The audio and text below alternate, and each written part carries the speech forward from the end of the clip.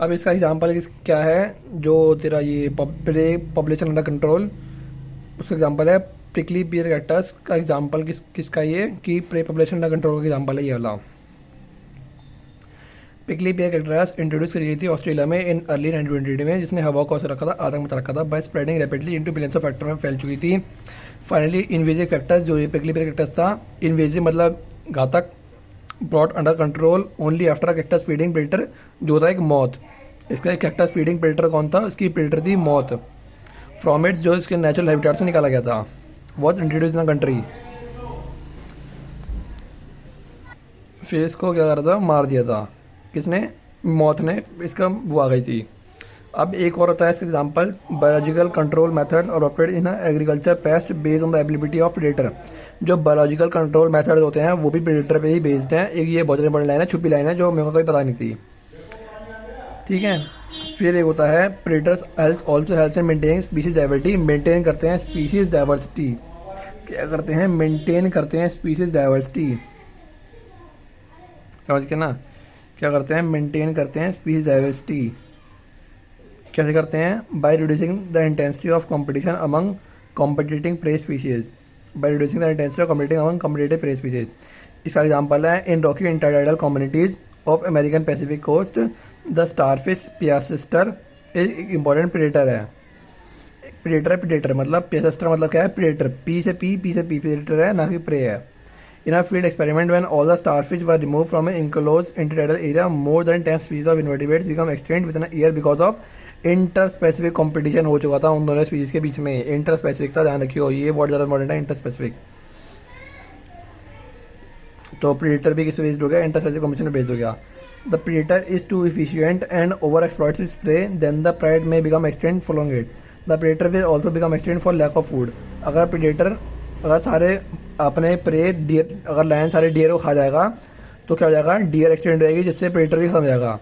तो पर प्रेडेटर ऐसा नहीं करता है। The predator, that is the reason why predator is nature and prudent, मतलब वाइज मतलब समझदार। प्रेडेटर क्या होते हैं, समझदार होते हैं। वो पूरी तरह से डियर को नहीं खाते हैं, सिर्फ 100 डियर है तो उसमें सिर्फ एक ही खाएगा, बाकी को अगले दिन खाएगा और बाद दिन के लिए छोड़ता है। ये नहीं कि सारे आज ही हमारे खा जाएगा, नहीं, एक ही खाएगा। Prey species of evolve various defences. हाँ, और क्या हुआ है, प्रे जो स्पीशीज हैं उनने भी क्या करा है, वेरियस डिफेंसेस अपनाए हैं प्रीडेशन से बचने के लिए। सम स्पीशीज जैसे कि इंसेक्ट और फ्रॉग ने क्या करा है, cryptically camouflage to avoid being detected easily by the predator. ये क्या हो है, कैमोफ्लेज जो आती हैं अपना स्किन का कलर ऐसा बना लेती हैं, कैमोफ्लेज जो है ताकि प्रेडेटर से बच चुके हैं, ठीक है। Some are poisonous and therefore avoided by the predators, और कोई हो जाते हैं पॉइजनस हो जाती हैं, जैसे कि मोनार्च बटरफ्लाई है जो हाईली डिस्टेस्टफुल है टू इट्स प्रेडेटर। क्या बोला मैंने, एक मोनार्च बटरफ्लाई है,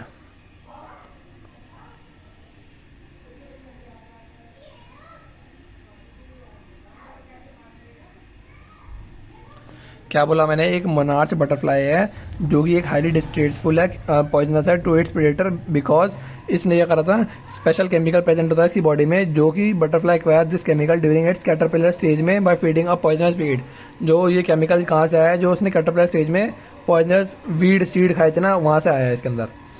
for plants herbivores are the predator, plant के लिए क्या होते हैं, हार्बीवोरस प्रेडेटर होते हैं। और nearly 25% of all insect are known to be phytophagous, मतलब feeding on a plants and other parts of plant. मतलब 25% ऑफ इंसेक्ट क्या होते हैं, हार्बीवोर्स होते हैं, फाइटोफैगस होते हैं, जो कि प्लांट्स पे ग्रो करते हैं, प्लांट्स सब खाते हैं। The problem is particularly severe for plant because unlike animals they can not run away from their predator. क्या करते हैं, प्लांट मूव नहीं करते हैं, इसलिए प्लांट क्या करते हैं, प्लांट आर मोर अफेक्टेड, वही लिखा हुआ है यहाँ पे, herbivores and plants appear to be more adversely affected by competition than carnivores. Herbivores और प्लांट कम मूव कर पाते हैं, इसलिए ज़्यादा अफेक्ट होते हैं कार्निवोरस से, क्योंकि वो क्या होते हैं, नॉन मोटाइल होते हैं। कौन, प्लांट्स, और हार्बीवोरस में मोटाइल होता है, पर समझ रहे हैं ना, प्लांट नॉन होता है। Plant therefore have evolve an astonishing variety of morphological and chemical defences against herbivores. तो प्लांट ने कराया है मॉर्फोलॉजिकल और केमिकल डिफेंसेस करे हैं हार्बीवोरस के लिए, इसने कराया थॉर्न बना लिए हैं अकासिया और कैक्टस में, and most common morphological means of defence. और मैनी प्लांट प्रोड्यूस करते हैं store chemicals that make herbivores sick when they are eaten, inhibiting feeding और डाइजेशन, डिस्टर्ब रिप्रोडक्शन और इवन किल इट कर देते हैं। जैसे कि कौन है, Calotropis, growing in abundant field, highly poisonous है। एक वो निकालता है केमिकल जिसका नाम है कार्डिक ग्लाइकोसाइड, जो मेरे पेपर में आया था बोर्ड्स में, जो मैं गलत करके आया था। कैलोट्रोपिस क्या निकालता है, कार्डिक ग्लाइकोसाइड निकालता है। That is why you never see any cattle और goats browsing on it. A wide variety of chemical substances that you extract from plants और कमर्शियल स्केल। कौन कौन से होते हैं, nicotine, caffeine, quinine, strychnine, opium. ये हम निकालते हैं कमर्शियल स्केल के लिए, अपने फायदे के लिए। Are produce by them actually as defence against grazer and browsers. और ये भी क्या होते हैं, एक डिफेंस मटेरियल ही होते हैं। अब आता है तेरा कॉम्पिटिशन। कॉम्पिटिशन क्या कहता है, कॉम्पिटिशन कहता है तेरा, डार्विन ने स्पोक करा था struggle for existence and survival of the fittest in nature. ठीक है, we converge the interspecific competition, मतलब डार्विन का कहता है, डार्विन का इंटरस्पेसिफिक कॉम्पिटिशन था, ना कि intra. Interspecific competition potent force of organic evolution. Intra की तो कोई बात ही नहीं हुई है, एक इंटरस्पेसिफिक कॉम्पिटिशन बात हुई है, एक पीछे प्रेडेशन में भी इंटरस्पेसिफिक कॉम्पिटिशन की बात हुई है, और एक इंटरफेरेंस कॉम्पिटिशन है जो कि एक अबंडेंट टॉर्टोइज और गॉड के बीच में है। बाकी जगह क्या है, इंटरस्पेसिफिक ही है। इंटरस्पेसिफिक कॉम्पिटिशन का potent source of organic evolution. It तो क्या हो गया, ये ध्यान रखियो। It is generally believed that competition occurs when closely related species compete for the same resources that are limiting, but ये क्या होता है, ये ट्रू नहीं है, ये गलत बात है। अगर ट्रू और फॉल्स में आएगा कि बिलीव दैट कंपटीशन अकर्स होता है क्लोजली रिलेटेड स्पीशीज में जो कॉम्पिटिट करते हैं सेम रिसोर्स के लिए, ये फॉल्स बात है, गलत बात है। जो लिमिटेड नहीं, अनलिमिटेड नहीं, लिमिटेड भी हो सकता है, और अनलिमिटेड स्पीशीज नहीं, मतलब सेम स्पीशीज के बीच में भी सकता है और अनलिमिटेड स्पीशीज के बीच में भी सकता है। ठीक है ना, तो क्या बोल रहा है, generally believe that competition occur when closely related species, closely related species के बीच में भी हो सकता है, अनरिलेटेड स्पीशीज के बीच में भी हो सकता है। जैसे कि एग्जांपल आएगा फ्लेमिंगो का स्मॉल फिश के साथ, और compete for same resources, same resources भी हो सकता है, और अलग भी हो सकता है, जो लिमिटेड नहीं है और अनलिमिटेड भी है, उससे भी हो सकता है। But this is not entirely true. Firstly total unrelated species, मतलब जो कॉस्टली रिलेटेड स्पीशीज को, firstly total unrelated species could also compete for the same resources. जैसे एग्जांपल है साउथ अमेरिकन लेक्स में जो विजिटिंग फ्लेमिंगोज है और फिशेज हैं, कॉम्पिट करती हैं सेम रिसोर्स के लिए, कॉर्न फूड जो है जू प्लैंकटन, बहुत ज़्यादा इंपॉर्टेंट है। फिर सेकेंडली क्या है, resources need not to be limiting, unlimited भी हो सकते हैं। जैसे कि इन इंटरफेरेंस कॉम्पिटिशन में, इंटरफेरेंस कॉम्पिटिशन में होता है the feeding efficiency of one species might be reduce due to the interfering and inhibitory presence of other species even if resources food and space are abundant. जैसे कि interference example कौन सा आ गया, ये वाला, abundant tortoise in Galapagos island become extinct within a decade over goats were introduced on the island apparently due to the greater browsing efficiency of the goat। ये interference का example है, क्योंकि देख उसने कह रही थी सारी घास खा रही थी, तो देख घास तो बहुत सारी थी, टॉर्टोइज भी खा सकता था घास, और वो भी खा सकते थे और जिंदा रह सकते थे, पर वो ज़्यादा जल्दी जल्दी खा रही थी, तो टॉर्टोइज जलने लगे कि भाई ज़्यादा खा रही है, तो उन्हें देख देख के मर गया, जल गई। तो ये किसका एग्जांपल हो गया, अनलिमिटेड भी रिसोर्स हो सकता है, उस तब भी हम कॉम्पिटिशन कर सकते हैं। ठीक है ना, तो secondly resources need not to be limiting, limiting नहीं, अनलिमिटेड भी हो सकता है। जैसे कि इंटरफेरेंस कंपटीशन में जो कि है एक अबंडेंट टॉर्टोइज के बीच में, जिसमें वो क्यों मर गए थे, क्योंकि feeding efficiency of one species might be reduce due to the interfering and inhibitory presence of other species. अब बोल रहा है competition is best defined as a process in which the fitness of one species measured in terms of r intrinsic rate of increase is significantly lower presence of other species. Competition की best definition क्या है, competition की best definition है कि competition क्या होता है, is a process by which fitness of one species is significantly lower then in the presence of other species. मतलब आर क्या होता है, कंपटीशन में कम होना चाहिए in the presence of other species, मतलब किसी का आर कम होगा, किसी का आर ज़्यादा होगा, तो कंपटीशन बेस्ट डिफाइंड होता है यहाँ पर। फिर बोल रहा है ये गॉचे एंड अदर एक्सपेरिमेंट इकोलॉजिस्ट ने क्या करा था, व्हेन रिसोर्सेज लिमिटेड तो कॉम्पिटिटिवली सिमिलर स्पीशीज एलिमिनेट कर देती है अदर स्पीशीज को, but evidence of such competitive exclusion occurring in nature is not always conclusive. ठीक है, तो क्या बोल रहा है ये, स्ट्रॉन्ग एंड परसिस्टेंट एविडेंस, ठीक है पढ़ लिया। अब अनदर एविडेंस क्या है, for the occurrence of competition in nature comes from what is called competitive release. Competitive release का एग्जांपल कौन सा है, बेलनेस थैलमस और बेलनेस बार्निकल्स वाला कॉम्पिटिटिव रिलीज का एग्जांपल है। और कॉम्पिटिटिव रिलीज की डेफिनेशन क्या है, a species whose distribution is restricted to a small geographical area because of the presence of competitively superior species is found to expand its distribution range dramatically when the competitive species experimentally removed। मतलब जब superior आ जाता है तो वो क्या करता है, inferior को रिमूव कर देता है। एक इसका एग्जांपल है, कॉम्पिटिटिव रिलीज का एग्जांपल है। In Connell field elegant field experiment in the rocky sea coast of Scotland the larger competitively superior barnacle Balanus dominate करता है एंड एक्सक्लूड देता है, एक्सक्लूड मतलब मार देता है स्मॉलर बार्निकल चितालमस को from the zone in general. और हार्डिवर्स क्या होते हैं, प्लांट अमीर मोड कॉम्पिटेटिव पढ़ लेता। तो कॉम्पिटेटिव रिलीज का एग्जांपल कौन सा है, ये बार्निकल चितालमस वाला। इंटरफेस कॉम्पिटिशन का एग्जांपल कौन सा है, अबंडेंट वाला। और इंटरस्पेसिफिक कॉम्पिटिशन किसका है, इंटरस्पेसिफिक कॉम्पिटिशन की बात करता है तेरा डार्विन। और पीछे भी एक इंटरस्पेसिफिक कॉम्पिटिशन है प्रेडेशन के अंदर, ठीक है। अब आता है तेरा गॉचे कॉम्पिटेटिव एक्सक्लूजन प्रिंसिपल, बहुत ज़्यादा इंपॉर्टेंट है, पूरा नाम इसके याद रख ले। कि कॉम्पिटेटिव एक्सक्लूजन प्रिंसिपल किसने दिया था, कॉम्पिटेटिव एक्सक्लूजन प्रिंसिपल किसने दिया था, गॉचे ने दिया था।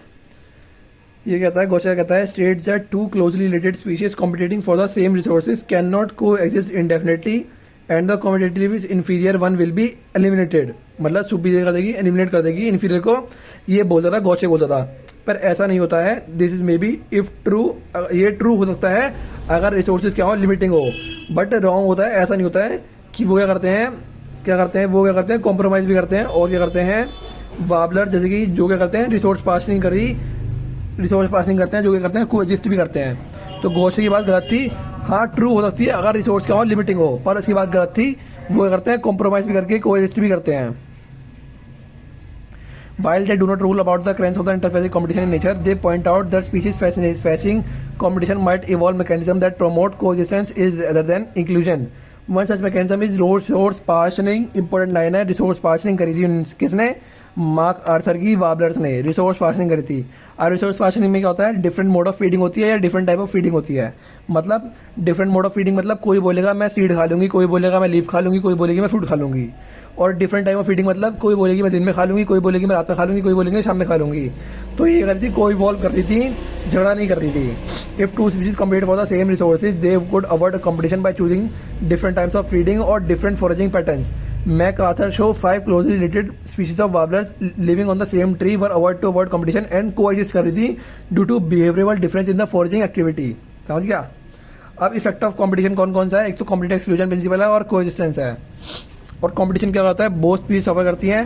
कॉम्पिटेटिव एक्सक्लूजन में शीप और कैटल भी हो सकते हैं, क्योंकि शीप और कैटल में दोनों घास ही खाएंगी, तो दोनों एक दूसरे की कंपटीशन हो गई। लेपर्ड लाइन भी होगा, क्योंकि दोनों डियर खाएंगे, तो वो भी क्या होगा, एक दूसरे का कंपटीशन हो गया। अब आते हैं पैरासिटिज्म में। पैरासिटिज्म में क्या होता है, पैरासाइट मतलब पैरासाइट होते हैं, और पैरासाइट क्या करते हैं, एक का फायदा एक का नुकसान करेंगे। तो ये क्या होता है, many parasite evolve host specific हो जाते हैं। Many parasites they can parasites only single species of host in such a way that both host and the parasite tend to coevolve. जैसे जैसे अगर होस्ट के साथ साथ इवॉल्व कर सके, इसे बोलते हैं हम को इवॉल्व, मतलब होस्ट के साथ साथ इवॉल्व करे। जैसे कि होस्ट बचना जानता है तो अब पैरासाइट और नुकसान पहुंचाना जानता है, समझ रहे हैं ना। अब पैरासाइट क्या करता है, पैरासाइट अगर अंदर होस्ट के अंदर आना चाहता है तो उसमें क्या क्या फीचर्स होने चाहिए। Parasites evolve special adaptation such as the loss of unnecessary sense organ. अभी सेंस ऑर्गन की उसकी जरूरत ही नहीं है। अब सेंस ऑर्गन की जरूरत क्यों नहीं है, क्योंकि ब्लड लेके जाएगा ना, तुम्हें कुछ देखना ही नहीं है, ब्लड लेके जाएगा। अगर तुम ब्लड में घुसे तो ब्लड लेके हर जगह घूमेगा, तुम्हें तो कुछ देखना नहीं, तो सेंस ऑर्गन नहीं होने चाहिए। और क्या होना चाहिए, और क्या होना चाहिए, एडेसिव ऑर्गन और चक्कर होने चाहिए, प्रेजेंस होनी चाहिए, ताकि तुम किसी भी ऑर्गन से चिपक सको। To clinging on the host, और लॉस ऑफ डाइजेस्टिव सिस्टम होना चाहिए। डाइजेस्टिव सिस्टम नहीं होना चाहिए ताकि तुम हल्के हो सको। और डाइजेस्टिव सिस्टम इसलिए नहीं होना चाहिए क्योंकि तुम्हें ब्लड के अंदर तो पूरा ब्रेक डाउन खाना मिल रहा है, तो तुम्हें खाने डाइजेस्ट करने की जरूरत ही नहीं पड़ रही, तो डाइजेस्टिव सिस्टम भी होना चाहिए। और रिप्रोडक्टिव कैपेसिटी होना चाहिए ताकि तुम ज़्यादा रिप्रोड्यूस कर सको। The life cycle of parasite complex होती है, इन्वॉल्विंग 1 और 2 इंटरमीडिएट होस्ट और वेक्टर। एक ह्यूमन लिवर फ्लूक है जिसके 2 इंटरमीडिएट होस्ट होते हैं, स्नेल और फिश। और malarial parasites need a vector mosquito to spread other disease. और उसको कहती है मलेरिया वाले को वेक्टर चाहिए होता है। मेजॉरिटी ऑफ पैरासाइट क्या होते हैं, हार्म करते हैं होस्ट को और रिड्यूस करते हैं सर्वाइवल, ग्रोथ, रिप्रोडक्शन, होस्ट और रिप्रोडक्टिव पॉपुलेशन डेंसिटी। और क्या करते हैं, फिजिकली वीक कर देते हैं। अब parasite that feed on the external surface उसे बोलते हैं हम एक्टोपैरासाइट, जो एक्सटर्नल सरफेस से फीड करते हैं, जैसे कि lice on human, ticks on dogs और मैनी मराइन फिशेज। जैसे कि एक्टोपैरासाइट कॉपीबॉर्ड्स जो होती है, एक्टोपैरासाइट कॉपीबॉर्ड्स जो मैराइन फिश पे ग्रो करती है। और बहुत ज़्यादा इंपॉर्टेंट है, copepods on marine fishes. Marine fishes की आँख पे लग जाती है कॉपीबॉर्ड्स, छोटी छोटी फिश होती हैं जो मराइन फिश की आँखों पे चिपक जाती हैं और आँखों से खून चूस लेती हैं। और लाइक्स ऑन ह्यूमन मतलब जुए, और टिक्स भी जुए ऑन डॉग्स, ठीक है। और एक और होता है पैरासाइट कस्कटा। कस्कटा भी एक पैरासाइट है। कस्कटा is a parasitic plant that commonly found growing on a hedge plant. जो हेज प्लांट ग्रो करता है क्योंकि उसने क्या करा है, उसके पास क्या है, क्लोरोफिल नहीं है और लीव्स भी नहीं है, तो वो फोटोसिंथेसिस कहाँ से करेगा, तो वो सारा न्यूट्रिशन कहाँ से लेता है, हेज प्लांट्स में चिपक के लेता है। और female mosquito is not a parasite, female mosquito parasite नहीं है, वो क्या है, वेक्टर होती है। हाँ उसको ब्लड चाहिए होता है पर अपने रिप्रोडक्शन के लिए चाहिए होता है, पर वो पैरासाइट नहीं है। फीमेल मॉस्किटो क्या है, एक फीमेल मॉस्किटो क्या है, not a parasite, it is a vector, ठीक है ना। अब आता है तेरा एंडोपैरासाइट। अब एंडोपैरासाइट क्या कहता है, एंडोपैरासाइट की क्या होता है, inside the both different type, liver, kidney, lungs, red blood cell हर जगह मिलेगा। The life cycle of endoparasite क्या होती है, मोर कॉम्प्लेक्स होती है because of their extreme specialisation, जैसे कि loss of digestive system, loss of sensory organ, ये एक्सट्रीम स्पेशलाइजेशन होता है। Their morphological and anatomical features are greatly simplified while emphasising reproductive potential.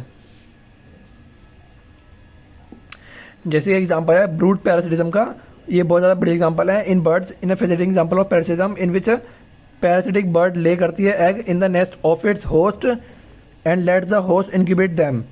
एक होती है कुकू बल, कुकू होते हैं जो 3 इडियट्स वाली है ना, 3 इडियट्स वाला है ब्रूड पैरासिटिज्म, 3 इडियट्स की पिक्चर वाला। जो कोयल होती है, कोयल करती है अपने अंडे कौवे के होस्ट में डाल देती है और उसकी जैसे सेम दिखते हैं अंडे, और क्या करता है कौवा लगता है हमारे अंडे तो उसे इंक्यूबेट करा देता है। तो कौवा कोयल अपना कभी घोंसला नहीं बनाती है। पैरासिटिक बर्ड ले is eggs in the nest of is host less the host incubate them during the course of evolution. The eggs of parasitic bird, जो पैरासिटिक बर्ड मतलब जो कुकू है जो कि पैरासिटिक है, वो करती है इवॉल्व करती है, रिसेंबल करती है host egg in size colour and reduce करती है chances of host bird detecting the foreign eggs. Size colour सारे अंडे सेम बनाती है कोयल, ताकि होस्ट जैसे कि जो कौवा है जो ना कर सके रिजेक्ट, इसलिए करती है साइज कलर सेम बनाती है, rejecting them from the nest. Cuckoo कोयल है और क्रो वो है, और ये क्या होता है जनरली स्प्रिंग और समर में होता है। अब आता है कमर्शियलिज्म। कमर्शियलिज्म के 4 एग्जाम्पल हैं, OBCC, ऑर्चिड और मैंगो। मैंगो क्या करता है, प्रोवाइड करता है शेल्टर। इसमें क्या होता है, मैंगो के ऊपर ना ऑर्चिड ग्रो कर जाता है, क्योंकि ऑर्चिड को सनलाइट चाहिए होती है, तो मैंगो के ऊपर ग्रो कर जाता है। तो मैंगो का तो कोई मतलब ही नहीं, मैंगो तो उतना बड़ा है तो क्या मतलब है, ग्रो कर जा करना कर जाएगा भाई, कोई दिक्कत नहीं। पर ऑर्चिड का फायदा जाता है क्योंकि वो मैंगो के ऊपर ग्रो करके सनलाइट ले लेता है। ऐसी एक बारनिकल्स होती हैं और वेल्स होता है। बारनिकल्स होते हैं छोटी छोटी फिश होती हैं जो वेल्स के ऊपर चिपक जाती हैं, जैसे कि वेल खाना खाती हैं तो जो खाना वाना पूरा बच जाता है जो साइड साइड से निकल रहा होता है, तो वो बारनिकल्स खा लेती हैं। और जैसे कि वेल को 1 किलोमीटर दूर जाना है तो बारनिकल्स को तो पूरे दिन लग जाएगा जाने में, पर वेल तो 2 मिनट पहुंच जाएगी, तो वहाँ से भी जा सकती है। तो प्रोवाइड करते हैं शेल्टर और फूड। एक होती है क्लाउन फिश और सी एनीमोन। सी एनीमोन के पास क्या होता है, टेंटिकल्स होते हैं। क्लाउन फिश का होती है एक छोटी सुंदर सी फिश होती है, एंजल फिश मान ले, वो क्या होता है सी एनीमोन के अंदर छुप जाती है।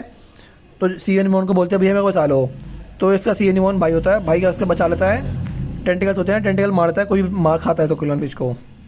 एक होती है कैटल ग्रेजिंग बर्ड, अर्गट, जो कैटल के साथ बनाती है, जो कैटल क्या होता है प्रोवाइड करता है फूड को। जैसे जैसे कैटल खाना खा रही होती है, घास चर रही होती है, तो उस घास से क्या होता है छोटे छोटे कीड़े निकल जाते हैं, तो उससे क्या करते हैं एरगेट खा लेती है, जो कैटल ग्रेजिंग बर्ड होती है। एरगेट जो क्या होता है वाइट शतरमुख दिखा है ना, वाइट सा लंबा सा होता है शतरमुख, वो होता है, तो वो क्या करता है खाना खा लेता है जो कैटल्स निकाल रही होती है, ठीक है। This is interaction in which one species benefit और अदर इज नेदर हार्म और nor benefit. Orchid growing on a mango branch, barnacles growing on the back of whale, while neither the mango tree nor the whale derives any benefit. The cattle grade egret and the grazing cattle in close association, you might likely to catch if you live in egret always forage close to where the cattle are grazing because the cattle as they move stir up and flush out insects from the vegetation.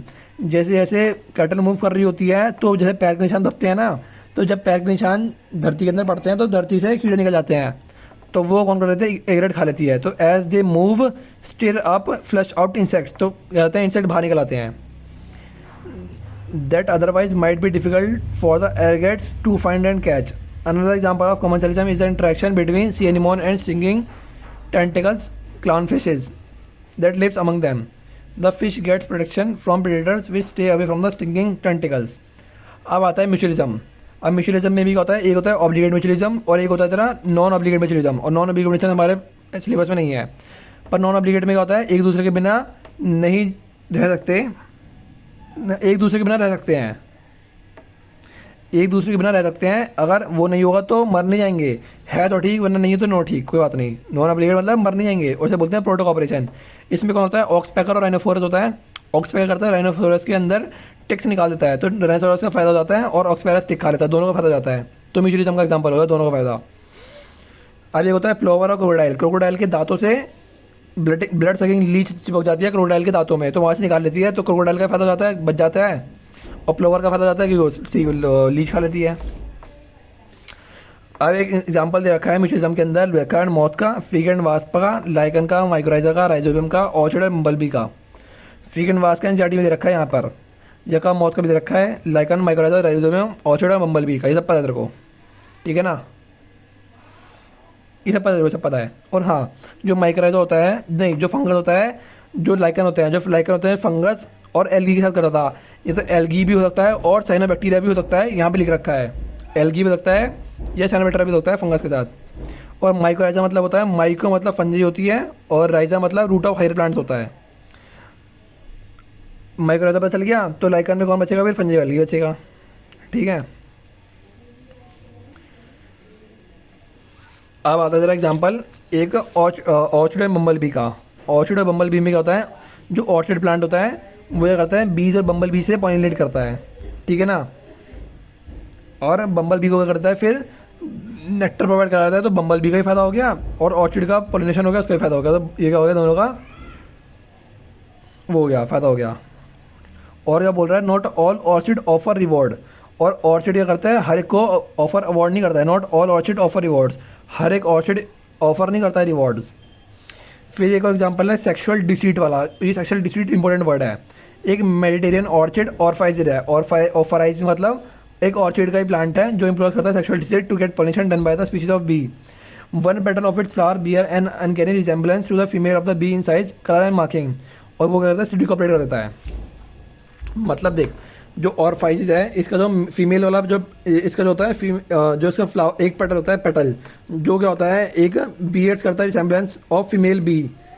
जो ऑरफाइसिस plant है ना, उस plant की एक पत्ती female B की तरह लगती है, तो मेल बी आता है और फीमेल बी को आके ना कॉपलेट कर देता है।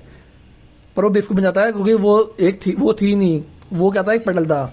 और पेटल से आगे फीमेल, पेटल से आगे कर देता है पॉलिनेशन कर देता है, पेटल से आगे एंथर चिपका के पॉलिनेशन कर देता है। तो वो क्या होता है? सीडो कॉपलेट कर देता है। सीडो कॉपलेशन मतलब एक झूठा कॉपलेशन हो जाता है। वो कॉपलेशन नहीं होता है, वो क्या होता है? धोखाधड़ी होती है। सबसे बड़ा धोखा होता है, सबसे बड़ा धोखा है यहाँ पे, सबसे बड़ा इंडिया, सबसे बड़ा वर्ल्ड का धोखा सबसे बड़ा यहाँ पे हुआ है। कॉपलेशन पत्तों कर देता है, उसे लगता है कि फीमेल है, कॉपलेशन पत्तों कर देता है। सबसे बड़ा धोखा यहाँ पे होता है।